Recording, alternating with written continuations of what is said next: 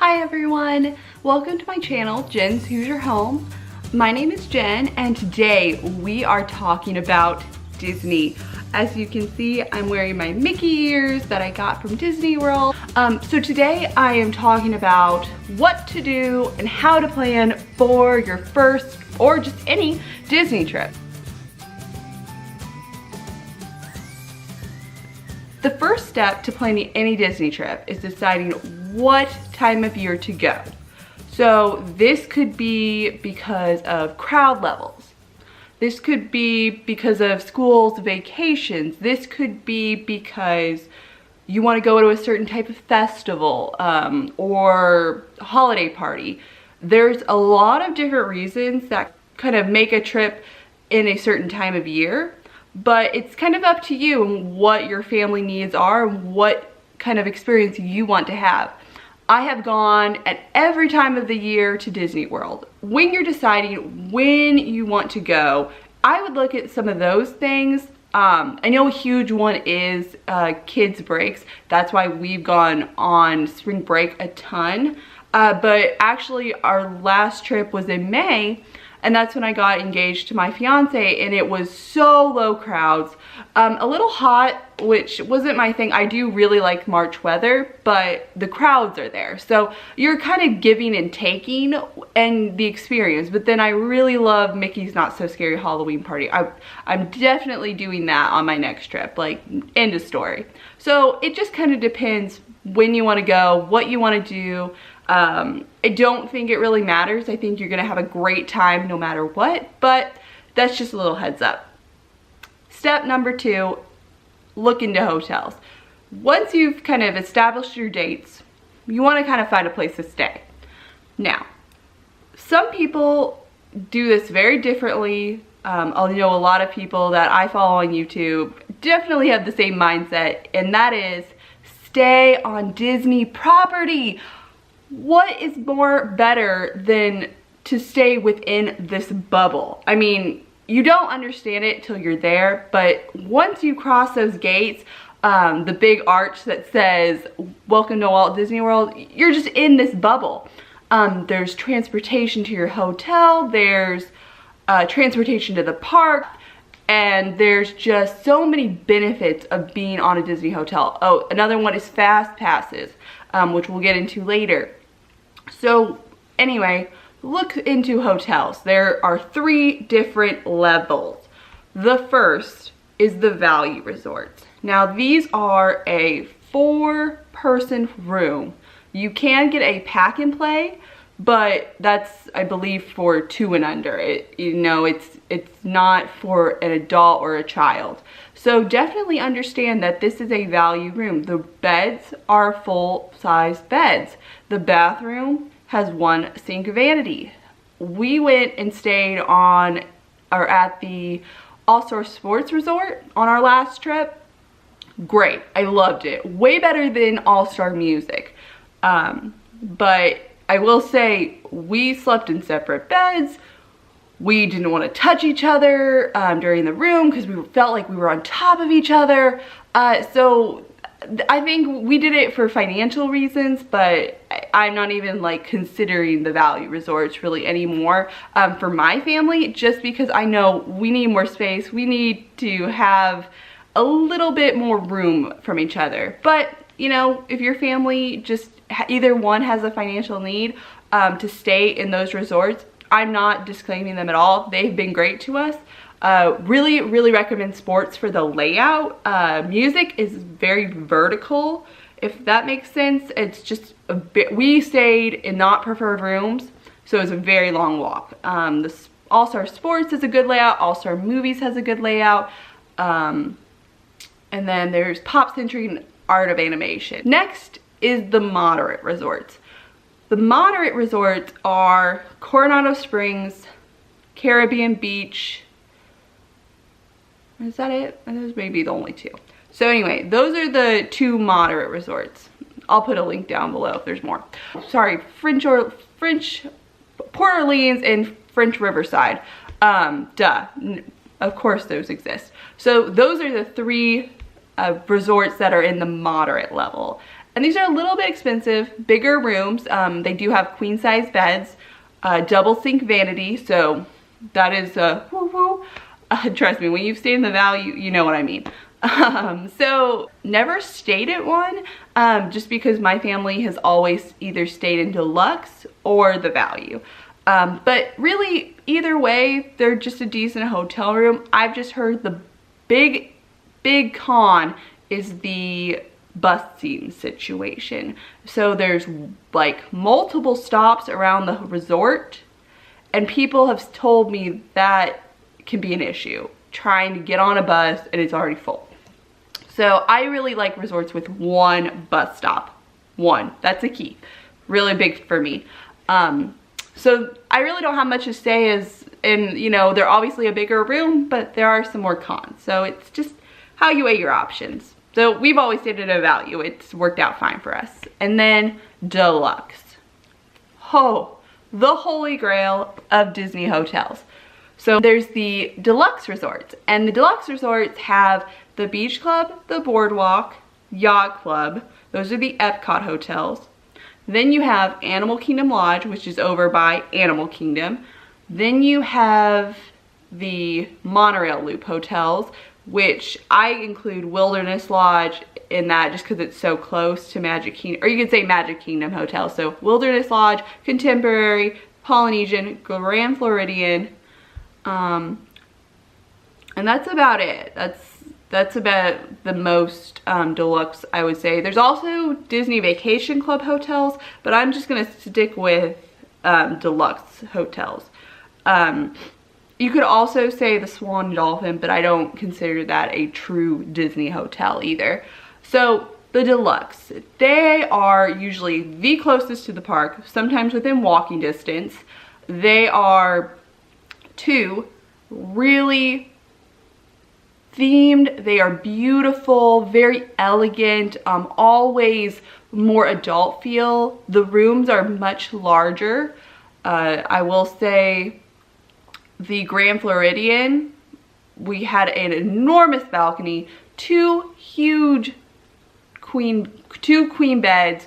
I've also stayed club level, so that's a whole other topic that I'll get on another day. So they just have these like amenities there that you can't find at the other resorts. Oh, like the view is also amazing too. When we stayed at the Boardwalk, we were literally the middle room right over the bakery. So we woke up to smells of muffins and donuts and just all this fresh baked goods. And then we had this amazing view of the Boardwalk. Now I will say the Deluxe resorts are very big as well. Yeah. So anyway, I would say if you've got the money, you want to have a great trip. I love the fact that you can be literally a monorail stop away from your hotel and go back with the kids, take a nap, take a rest. We do that all the time. I think that's a huge pro for the hotels. Step number 3, you really need to start looking 180 days in advance for your dining reservations. If you know Jen from Jen LaForge's channel, she says that you can get a lot of reservations from all the way to the day before, I think. That is very true. We have done that. But there are restaurants where that's not possible. These include Cinderella's Royal Table. Another one is Victoria and Albert's. That is like the day it's gone because there's very limited table space. Another one is Le Cellier. Ohana is a great example. Another one we've had problems with is the 50s Primetime Cafe. We had to eat at the bar one day just because we wanted to eat there so bad. Be aware, there are a ton of restaurants that you can book literally that day that you want to eat there, or the day before, the week of your vacation, not a big deal. But major character meals like Chef Mickey's, they really are gonna go within the first 20 days that your reservation booking time is open. So I highly recommend is creating a plan, creating kind of a layout of where you want to eat. I think it's really a great idea to look into some reviews. Disney food blog is a great option, kind of figuring out what do you want to eat, looking at menus. Now they are subject to change, but it gives you a great idea. All in all, 180 days in advance is not a bad idea, just to kind of get a layout of your reservations, and then you can cancel and change all the way up until your vacation. So I just recommend getting your top ones first. But if you're looking to sit with the princesses, I really do recommend 180 days in advance. So that's just my tips. Once you've got your dates, your hotel, your dining reservations, now you're looking at fast passes. And I talked about this earlier, and fast passes are something that you get when you're staying at a Disney hotel. Now, when you're staying on property and you have a reservation, you can book your fast passes 60 days in advance. Now, if you're not staying on Disney property, you can book them 30 days in advance. This is quite a big difference, especially for those must-do rides. Reference to Stacy if anyone has, knows what I'm talking about. So anyway, there's 60 days for your trip that you can reserve your fast passes, and you get 3 a day for the first set, and then once you use your third one, you can go back and keep getting 1 at a time until basically they all run out. So there are tiers. So Epcot is a great example. So you can't ride Frozen and Test Track in the same day. It's not possible. They're in the same tier level. But you can ride Frozen and Living with the Land in the same day. And I can do a whole other video about fast passes. I'll get into that later. But just know that 60 days in advance, you can book your fast passes. I recommend looking at the extra magic hours. This is a great opportunity to kind of see where you want to be. And if you can hit some of those major rides, not having to waste a fast pass on them. It's up to you though. Some people love riding the ride again. Now, I wish I would have had a fast pass for Flight of Passage to go on it in the morning during extra magic hours and then go on it at night. I think that would have just been amazing to have been at Pandora at night. Unfortunately, we just didn't have the time. Last thing I always do before a vacation, tip number 5, create a plan. Like I said earlier, I really incorporate extra magic hours, which is another benefit from staying at a Disney property hotel. So what are extra magic hours? These are hours that you're allowed to go into the parks an hour early, or you're allowed to stay in the park about 2 hours after it closes for regular visitors who are not staying on Disney property. This is a great benefit to kind of get in some of those rides that are really in demand, such as Toy Story Land. Pandora is a big one, Rocking Roller Coaster, Seven Dwarfs Mine Train, Peter Pan's Flight. All these rides have huge waits during the year, or during any day basically, and so you're gonna want to try to hit these rides during extra magic hours. So I always look kind of what parks have extra magic hours during my stay and then plan accordingly. So if I know I want to go to extra magic hours at night for Magic Kingdom, and that's a Wednesday, I kind of adjust my schedule so that I am in Magic Kingdom on Wednesday. Now, extra magic hours can be a deterrent for some people. Personally, there are a lot of times I will avoid extra magic hours because I know that park is going to be busier if there are. This is when maybe I'll go to Epcot instead because Magic Kingdom is having extra magic hours. Another time is I may go to Hollywood Studios in the morning for extra magic hours and then switch to Animal Kingdom for the evening part of the day. So it just kind of depends, but always kind of create a plan. It's not really set in stone, but it kind of gives you an idea, and then when people are asking, you kind of have an answer to them. I know my fiance is not a planner. He leaves that all up to me, obviously, who wears the Mickey ears. And so I kind of plan everything, but there are times when he doesn't want to do what I've planned, and we just make adjustments. But we always kind of stick to something. We don't really deviate too much just because it may affect other things, especially if you have a dining reservation. In Animal Kingdom, you kind of want to go to Animal Kingdom to do the dining reservation. Number 6, huge, huge, huge, please, please be flexible. Disney can kind of be a stressful place. There's a lot of people, a lot of things going on. You know, there are magical moments happening everywhere, and it's sometimes nice to kind of go off path and just kind of do whatever your heart desires. There are times where we've said, you know, I really want to go to the parks today. Instead of going to Magic Kingdom, which I had originally planned to spend our last day there, we did go in the morning to ride Haunted Mansion. I had to get that in. That was a, you know, no-brainer. Had to get Haunted Mansion in. My favorite ride. But we did end up leaving about 2 hours after getting there. It was just super crowded. My fiance, Dean, was not having it. He was tired. And we just decided, hey, let's go to Disney Springs and go see Solo, the Star Wars movie.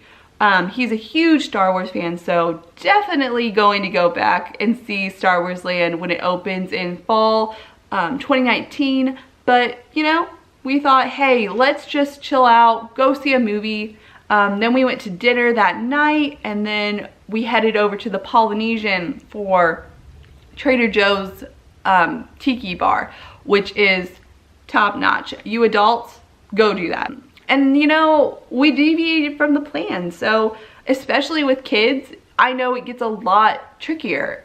I can't even imagine what it's like to say, okay, we need to take a nap. My kid's cranky. Oh, they're sick. It all happens, even to us. You know, don't push yourself too much. Don't try to fit everything in, but definitely kind of stay organized, have a plan, and that's the best advice I can give. Anyway, thank you guys for watching this. I hope you really enjoyed the tips. I will be happy to answer any questions, create new videos based on this topic. Comment below, like, subscribe. I really hope that you guys enjoyed these tips. I know I use them every time I go to Disney. It's a no-brainer for me to create a plan, look into hotels. But, you know, a lot of people, they don't know kind of the order of what to do when they're planning their first Disney trip. Thank you guys for joining me with these tips. Please like, comment, subscribe. I really want to do more of these Disney videos, and I hope you guys let me know what you want to see. Anyway, thanks. Bye.